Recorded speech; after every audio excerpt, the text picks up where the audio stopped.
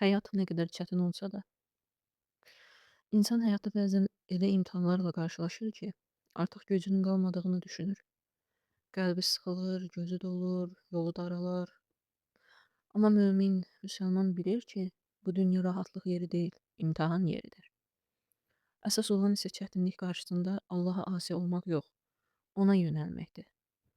Allah Teala buyurur: "Əlbəttə, biz sizi biraz qorxu, aclıq, maldan, candan və məhsullardan əks etməklə imtahan edəcəyik. Səbr edənləri müjdələ." Həyat davam edir. Ağrılar keçir, gecələr bitir, çətinliklər dəyişir. Amma səbr edən qulların savabı Allah qatında itməz. Mömin bilir ki, başına gələn heç bir şey təsadüf deyil. Hər bir dərd, hər bir sıxıntı Allahın izni ilədir və bunda bir hikmət vardır. Həqiqətən çətinliyin yanında asanlıq vardır. Şübhəsiz ki, çətinliyin yanında asanlıq vardır. Mömin yalnız rahat günlərdə deyil, çətin anlarda da şükür etməyi öyrənər. Çünki o anlayır ki, Allahın verdiyi nemətlər saysızdır. Nəfəs almağımız, imanımız, gözümüzün görməsi, qəlbimizin döyülməsi belə böyük nemətdir.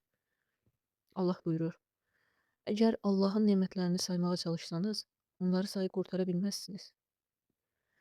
Başımıza gələn bəlalar isə bəzən bizim üçün təmizlənmə səbəbi olur.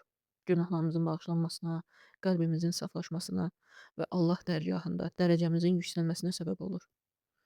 Rasulullah sallallahu aleyhi və səlləm möminə yorğunluq, xəstəlik, qəm, kədər, sıxıntı, hətta ayağına batan tikan belə dəyərsə, Allah bununla onun günahlarından bir qismini bağışlayar.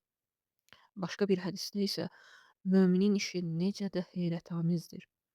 Onun hər işi xeyirdir. Ona sevindirici bir şey gəlsə şükr edər. Bu onun üçün xeyir olar.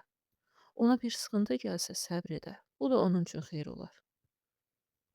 Mömin, müsəlman bilməlidir ki, qədərə iman etmək imanın əsaslarındandır. Başımıza gələn hər bir şey Allahın elmi, hikməti və izni ilədir. Buna görə də mömin nə ümidini itirər, nə də Rəbbinə qarşı pislənd olar. Səbir zəiflik deyil. Əsl güc insanın çətinliyi anında imanını qorumasıdır. Hər dəfə yorulduqda unutma. Allah səni görür. Allah sənin halını bilir. Allah sənin gücünün çatmadığı şeylə sınamaz. Bu dünya keçicidir. Axirət isə əbədi. Şübhəsiz ki, səbr edənlərə mükafatları hesabsız veriləcəkdir. Ona görə də nə qədər yorulsan da davam et.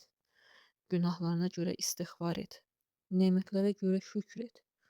Bəlalara qarşı səbr et. Çünki möminin qəlbi bilir ki, Allahın yazdığı heç bir şey boş və mənasız ola bilməz. Allah bizi səbr edən, şükr edən və imtahanlardan ibrət alan qullarından etsin. Əmin əcməin.